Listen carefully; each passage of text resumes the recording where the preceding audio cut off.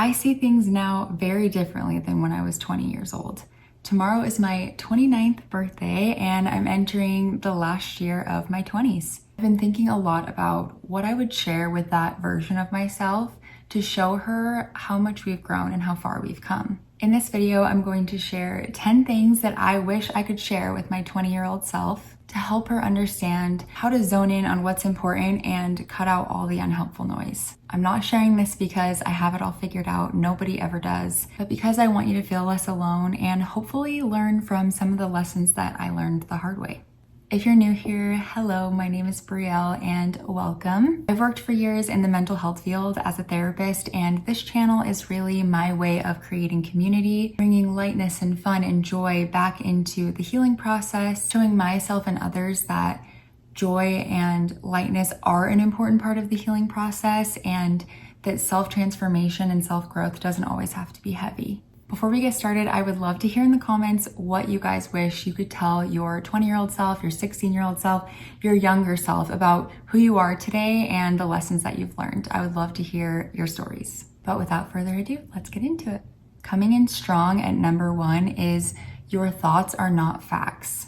And you don't have to believe every single thought that you have. Just because a thought pops in your head doesn't even mean that's reflective of who you are or what you truly believe. Intrusive thoughts and judgmental thoughts really just come from social programming and conditioning, insecurities, past experiences, and they usually aren't reflective of how we truly feel, and they don't have to drive your action.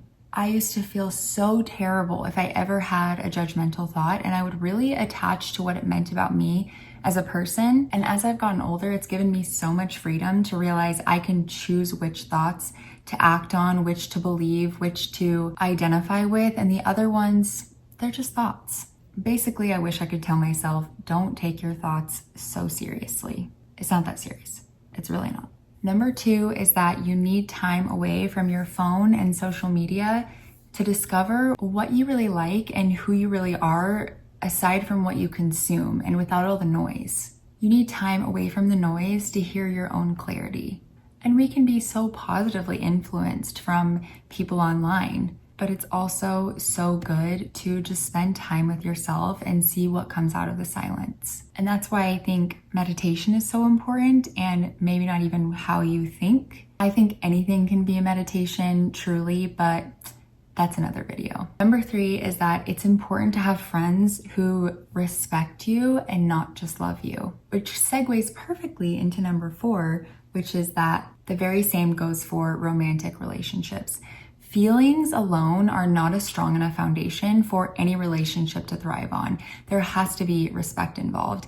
And I remember asking some of my friends when they were dating people in the last few years, aside from the love you have for this person, would you respect them? If the feelings went away tomorrow, would you still respect who they are as a person and the way they live their life? Because emotions and feelings of love can be really strong, but when the going gets hard, that's not what sustains you. Number 5 is you don't have to be perfect to be worthy of loving relationships. And that's that on that. I don't even think that requires further elaboration because that's just truth. You don't ever need to be perfect. No human is. You are always worthy of love. Number 6 is that you can heal your anxious attachment.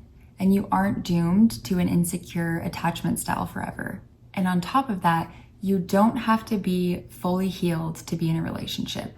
That is my honest opinion. I know there's a very widespread narrative out there that you do have to be healed to enter a relationship. And I think, there's a lot of nuance to that idea in the first place. I think that's partially true, right? I think you have to care for yourself and want to be the best version of yourself. But it is my true belief and has been my life experience that certain relational issues are just healed in the context of a safe relationship. When I started dating my now husband, going into that relationship, I truly thought I was fully healed. I had done all the work and the therapy. I felt confident in myself. And I did get myself to a very positive place before we started dating. When we got into the relationship, I came up against triggers and difficult emotions that I couldn't have come up against single. My anxious attachment wasn't getting triggered when I was single, and it got triggered when the stakes were high and when I had something to lose and when I cared about this other person that I couldn't control, because we can't ever control other people's actions, and we shouldn't want to, because it's not about control, it's about building trust. But it was in the context of two people being willing to grow and wanting to be the best version of themselves for ourselves and each other that allowed certain parts of both of us to heal, which I feel like really ties into you don't have to be perfect to be worthy of loving relationships. You just need a willingness to grow and a growth mindset. And speaking to my last point, number 7 is all about how growth requires discomfort. So when I was talking about going up against those triggers in my relationship, that was uncomfortable. And I had to push past that. And on the other side of that is the most wonderful, loving, supportive relationship and now marriage that I could imagine. And if I chose to give up when I was uncomfortable, I wouldn't have that. So I wish I could go back and tell myself in any area of life, if it's uncomfortable, that doesn't mean it's wrong for you. It probably means it's right because you're coming up against resistance that you need to push through to grow. Even making this channel and making myself vulnerable on the internet is really stretching my comfort zone.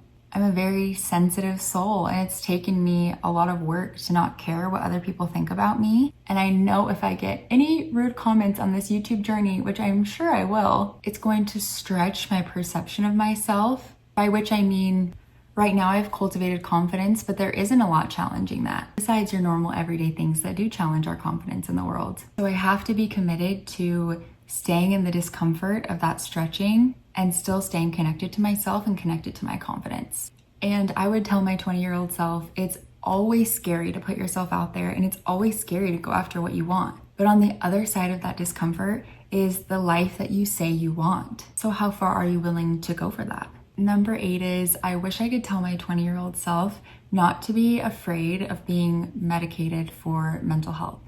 I was diagnosed with ADHD when I was 18 and I got put on Vyvanse, which is a stimulant, and I didn't like how it made me feel. So I thought all medications were going to make me feel that way and I didn't really give anything else a chance. I was scared and I didn't know if anything would help. My brother encouraged me and supported me in deciding to go on Wellbutrin and try that. And I've been on Wellbutrin for a little over 2 years now, and it's absolutely changed and transformed my life. And my ability to come back to baseline and regulate is incredibly supported by Wellbutrin. So when I talk about nervous system regulation, you know, I do always feel like I have to put a caveat. You don't always have to raw dog it. Like, I am a proponent for medications. I'm a therapist. I've seen medications work for so many people. And I think if it's something you've been considering, it could be life-changing for you. So I would encourage you, obviously I'm not a doctor, but just to talk to a doctor if you feel like it's something that you've been interested in but scared to explore. And I would definitely tell my 20-year-old self that us over here being a day away from 29, love our meds and are thriving. Number 9 is I would tell my 20-year-old self, I know it's scary to leave the comfort of a religion that you grew up in, but you don't need religion to feel spiritual or feel connected spiritually. And on top of that, you don't need to over-identify with New Age spirituality to replace that religion. I would tell my 20-year-old self that you can just be and enjoy your human experience, and that you don't need a spiritual awakening or experience to be worthy of a good life. I've definitely been on extreme ends of both spectrums in terms of beliefs, and I think coming back to a balance of just enjoying my experience here has been the best thing for me. And this is a disclaimer, I truly respect and find beauty in so many religions and spiritual practices, and I think all types of faith and beliefs can be beautiful. So this is not a place to hate on that here. I'm just talking about the journey that's made me feel the most grounded in myself and feels right for me. But my 20-year-old self was really struggling with this, and I wish I could go back and tell her, it's okay, you don't have to have it all figured out. And to sort of go along with that, number 10, I wish I could go back and really smack myself over the head with this one. And that's that your job does not define you, and you don't need to constantly stress about your purpose here on earth. All that does is just rob you of your joy, excitement, and creativity in the moment. I was the type to truly stress, and I mean stress, about my career, my job, my purpose here on earth constantly. And I sort of hid behind accomplishments. I hid behind my degree and then all the trainings I would do and the titles. I've done so many therapy trainings, it's not even funny. And I definitely don't regret getting my master's or becoming a therapist at all. I've loved all of my clients and truly found joy in my career path. But at the end of the day, my job is not who I am, and it's not what gives me worth. I always thought that title of therapist would give me something that I was missing, and I was wrong. There was nothing missing to begin with. What was missing is that I thought there was something missing. I'll always be a person who seeks out education and knowledge, and I love learning, but now I do it for the purpose of learning and the enjoyment of it, instead of feeling like I need to know certain things in order to have worth as a person or to earn my place here, because that's made up. Recently, I heard the phrase somewhere, experiencing over defining, and I don't know why that hit me so hard, but I think it really sums that up perfectly, that your purpose is not to stress about your purpose or to define what that purpose is. It's to enjoy being here, becoming the person that you were meant to be along the way, and I truly think your purpose finds you as you're doing that. It's rooted in you doing the things you enjoy, the things you're good at, and the things that you feel called to do, but from a place of presence and not pressure. So that makes 10, and I'm sure I will think of so many more things over the next few days as I turn 29 and ruminate on being in the last year of my 20s. But these are what came to mind and felt most important for me to reflect on right now. I look at these and I feel so proud of this decade of